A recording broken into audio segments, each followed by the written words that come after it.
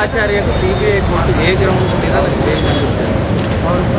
Charge sheet వేసిన తర్వాత కూడా కాగ్నిట్ తీసుకోకుండా జాబ్లో పెండింగ్ పెట్టడం వలన సిబిఐ ప్రత్యేక న్యాయస్థానం 25,000 2 పూచికత్తులతో కూడిన షరతులతో కూడిన వేలు మంజూరు చేయడం జరిగింది.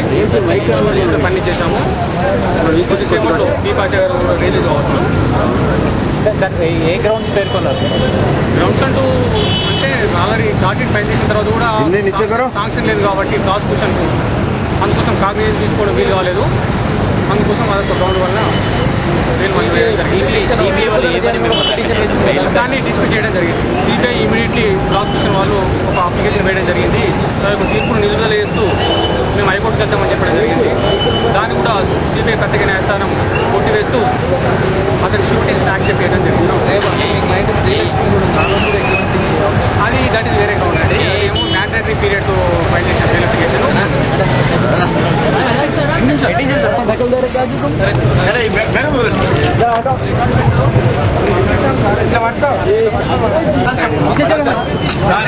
సార్ సార్ సార్ సార్ అడ్డం సార్ సార్ సార్ అడ్డం అడ్డం అడగ